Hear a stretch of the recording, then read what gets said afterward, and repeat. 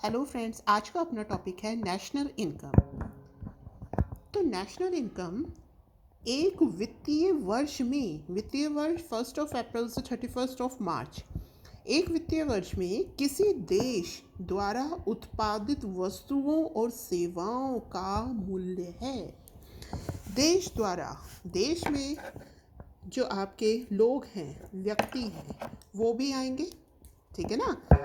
तो अब यहाँ पर देश की सीमा, अब ये अपना देश है भारत देश, इसकी बाउंड्री की बात करी गई है कि इसकी सीमा में, ठीक है ना, इसकी वित्तीय बाउंड्री। अब देखिए, इसकी सीमा हम डिस्कस करते हैं सबसे पहले कि कैसे। अब जैसे ये अपना कंट्री है, इसकी बाउंड्री में जो भी गुड्स और सर्विसेज प्रोड्यूस हुई उनका मूल्य, उसके अलावा ये जो अपना ये वाला क्षेत्र है, प्रायद्वीपीय भाग जो है, इसमें 200 नॉटिकल मील तक की दूरी में जो भी रिसोर्सेज हैं उन पर किसका हक है? उन पर इंडिया का है, वही उनकी इनकम का सोर्स है। तो प्लस में ये, ठीक है। एक तो अपनी जो सीमा है देश की, उसमें जो भी हमारा प्रोडक्शन है गुड्स का, सर्विसेज का, उससे जो हमें मुनाफा होता है वो, प्लस में ये 200 नॉटिकल माइल, इसमें जो भी अपने रिसोर्सेज हैं उससे जो इंडिया को अर्निंग होती है वो। उसके अलावा हमारे देश की जो कंपनीज हैं जो बाहर हैं, ठीक है ना, कंपनीज जो बाहर हैं वो जो अर्निंग कर रही हैं वो। उसके अलावा जो हमारे लोग हैं, जो रेजिडेंशियल्स हैं, रेजिडेंट इंडियंस हैं, उनके द्वारा जो आय प्राप्त हो रही है वो, ठीक है। मतलब अपनी बाउंड्री के अंदर जो प्रोडक्शन है सर्विसेज और गुड्स का वो, प्लस में 200 नॉटिकल माइल।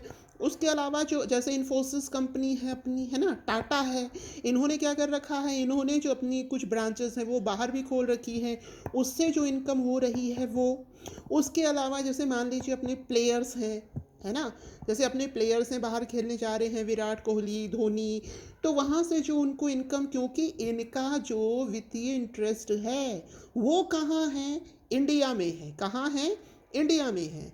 तो इनको जो अर्निंग हो रही है वो, ठीक है ना।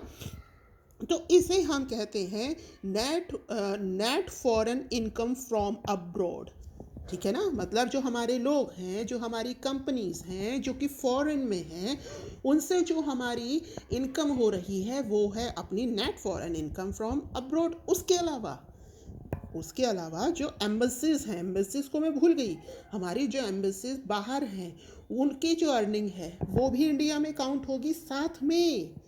और कंट्री की जो एम्बेसीज इंडिया में हैं उनकी जो अर्निंग होगी, या और कंट्रीज़ के जो कंपनीज हैं इंडिया में हैं, या जो और कंट्रीज़ के प्लेयर हैं, क्रिस गेल वगैरह जो इंडिया में खेलने आते हैं, उनको जो भी अर्निंग होती है वो इंडिया से बाहर जाती है, क्योंकि उन लोगों का वित्तीय इंटरेस्ट जो है वो कहाँ है? अपने देश में। तो वो यहाँ से इंडिया के अंदर जो भी अर्न करेंगे वो कहाँ काउंट होगा? उनकी कंट्री में। तो वो क्या हुआ? Net foreign income to abroad, वो हमारे देश से जाने वाली इनकम है। हमारे देशवासी जिनका वित्तीय इंटरेस्ट इंडिया में है वो जो इनकम लाते हैं वो तो है फ्रॉम अब्रॉड, और जो बाहर जा रही है दैट इज़ टू अब्रॉड। तो जो फाइनल इनकम है इंडिया की विदेशों से, उसे हम क्या कहते हैं? Net foreign income from abroad, जो कि क्या होगी? आने वाली माइनस जाने वाली, ठीक है ना। यानी net foreign income from abroad minus net foreign income to abroad, ठीक है। तो इसे हम क्या कहेंगे? Net foreign income to abroad, from abroad, ठीक है। उसके अलावा देखिए, अब जो नेशनल इनकम है, जीडीपी है, जो भी हम काउंट करते हैं उसके दो पैमाने होते हैं। एक होता है फैक्टर कॉस्ट पर, ठीक है, एक होता है मार्केट प्राइस पर। तो पहले हम देखते हैं फैक्टर इनकम क्या है। वर्ड क्या है? इनकम। तो फैक्टर इनकम क्या है? जहाँ से हमें इनकम हो रही है। देखिए, इनकम कहाँ से होती है? रेंट, रेंट से, ठीक है, कहाँ से होगी हमें, रेंट से। उसके अलावा वेजेस से, तनख्वाह, है ना।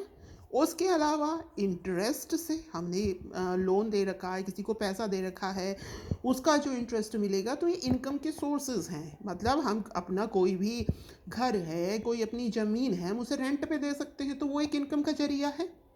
सैलरीज इनकम का जरिया है, वेजेस, ठीक है।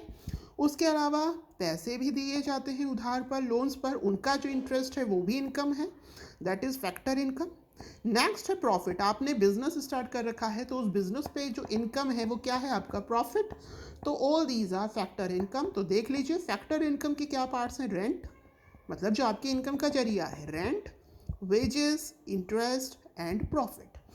अब इसी को ही हम देखते हुए अपनी निकालते हैं नेट नेशनल प्रोडक्ट या अपनी नेशनल इनकम। पहले देखते हैं इनमें क्या रिलेशन होता है, फैक्टर कॉस्ट क्या है, मार्केट प्राइस क्या है, ये सब देखते हैं। तो सबसे पहले हम देखते हैं gross domestic product and gross national product. देखिए डोमेस्टिक तो है अपनी घरेलू सीमा में, मतलब कि इंडिया ने अपनी बाउंड्री में ही, साथ में ही अपना 200 नॉटिकल माइल ले लीजिए, अपनी बाउंड्री में ही जितना प्रोडक्शन किया, जो भी अर्निंग करी, that is gross domestic product at factor cost. Factor cost मतलब अपनी इनकम, है ना। अगर हम इसमें ऐड कर देते हैं net foreign income from abroad, अगर हमने वो जो विदेशों से पैसा आ रहा है उसको भी इंक्लूड कर दिया, तो ये हो जाएगा ग्रॉस नेट प्रोडक्ट, ठीक है। ग्रॉस या GNP eight factor cost, gross domestic घरेलू सीमा में, ये आ गया नेट। तो याद रखिएगा ग्रॉस वैल्यू, ग्रॉस ग्रॉस, इसको डोमेस्टिक को जब नेट में कन्वर्ट करते हैं तब ये इसमें क्या ऐड किया जाता है, NFIA, net foreign income from abroad. तो आई थिंक ये रिलेशन समझ में आ गया होगा। आगे चलते हैं। Net national product at factor cost, इसमें क्या है, जो ग्रॉस वैल्यू आई है उसमें जो डेप्रिसिएशन हुआ है ना, जो उसमें जो वैल्यू घटी है, मतलब जो उसमें लॉस हुआ है। डेप्रिसिएशन ऐसे समझिए जैसे आपने एक मशीन खरीदी, ठीक है, फिर उसको यूज़ कर रहे हैं, फिर उसको आपने दोबारा बेची, तो जो लॉस है उसको घटा दीजिए, ठीक है, उसकी जो सेलिंग प्राइस है उसमें से। तो ऐसे ही अगर आप डेप्रिसिएशन घटाएंगे तब जीएनपी की नेट वैल्यू आएगी।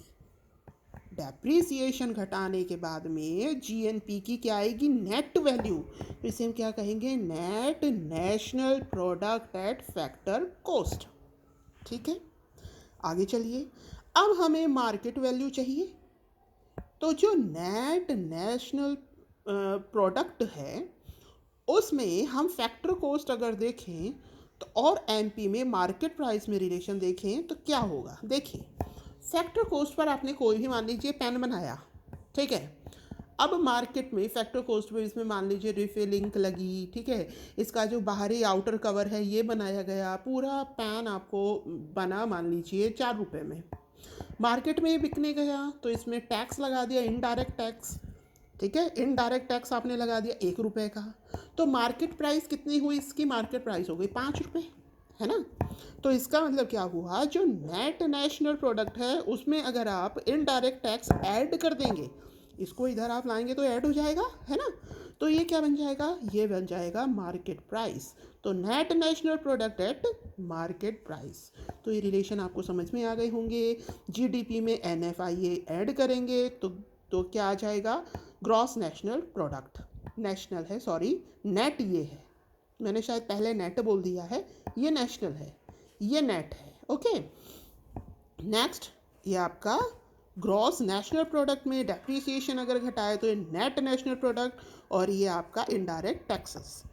अब इनको हम कंबाइंड करते हुए एक पूरा सबको साथ में लेते हुए एक पूरा फॉर्मूला बनाते हैं जिसमें सारी चीज़ आ जाएगी। तो ये नेशनल इनकम को रिप्रेजेंट करता है। NNPFC क्या रिप्रेजेंट करता है, factor cost per net national product किसे रिप्रेजेंट करता है, नेशनल इनकम को। तो अब इसमें हम सारी चीज़ें इंक्लूड करते हैं, तो यहाँ से उल्टा चलते हैं।